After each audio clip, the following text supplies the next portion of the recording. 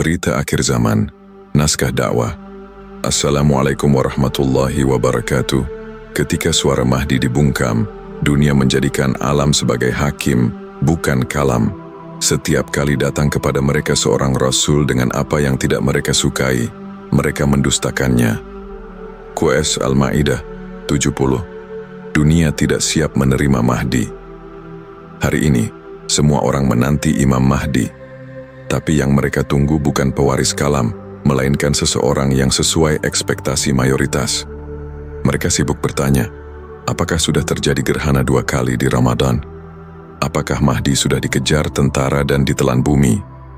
Apakah sudah muncul gunung emas dari sungai Ufrat?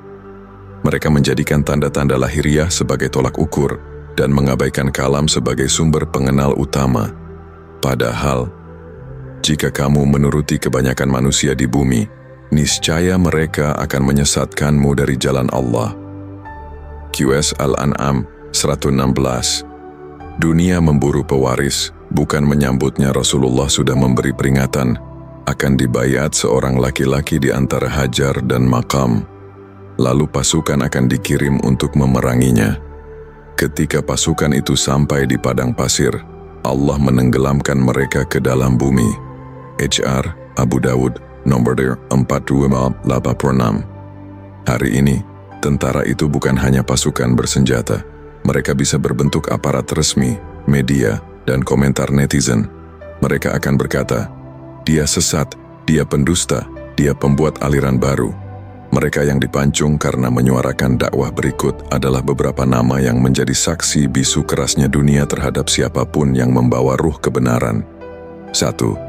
Syekh Nimr Bakir Al-Nimr, dipancung oleh pemerintah Saudi pada 2 Januari 2016. Tuduhan, menghasut pemberontakan.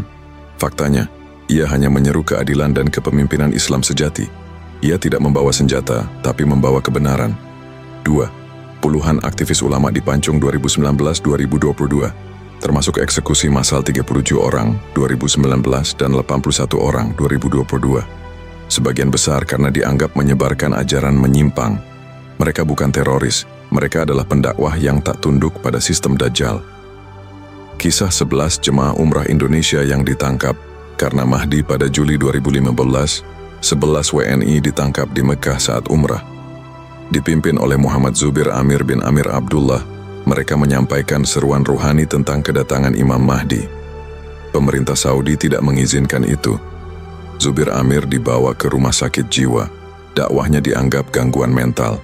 Yang lain dideportasi secara diam-diam. Mereka tidak memanggil manusia kepada kelompok, tapi kepada janji Allah tentang pemimpin akhir zaman. Tapi seperti biasa, seruan yang tidak disetujui sistem dianggap sesat, walau bersumber dari hadits Nabi sendiri. Mereka menjadikan tanda alam sebagai hakim. Bukan kalam. Umat hari ini tidak menilai Mahdi dari kalam, tapi dari langit yang gerhana, gempa yang besar, dan emas yang muncul. Tapi Mahdi tidak datang untuk memuaskan nafsu tanda-tanda. Ia datang untuk menghidupkan kalam yang telah ditinggalkan. Padahal Nabi tidak pernah berkata, ikutilah Mahdi jika kalian melihat emas di sungai. Tapi beliau berkata, jika kalian melihat pasukan yang hendak menyerangnya ditelan bumi, maka itulah Mahdi yang benar. Imam Mahdi tidak menunggu panggung. Ia menunggu satu jiwa yang mendengar. Dan suara itu sudah pernah dibungkam di Mekah. Bahkan sebelum Mahdi muncul, orang-orang yang menyuarakannya sudah dianggap gila dan ditangkap. Maka berhati-hatilah, karena fitnah akhir zaman bukan hanya menolak Mahdi, tapi membenci siapapun yang membawa ruh kalam. Dan katakanlah, kebenaran itu datang dari Tuhanmu. Maka barang siapa mau, hendaklah ia beriman. Qasim Al-Kahfi 29. Wassalamualaikum warahmatullahi wabarakatuh.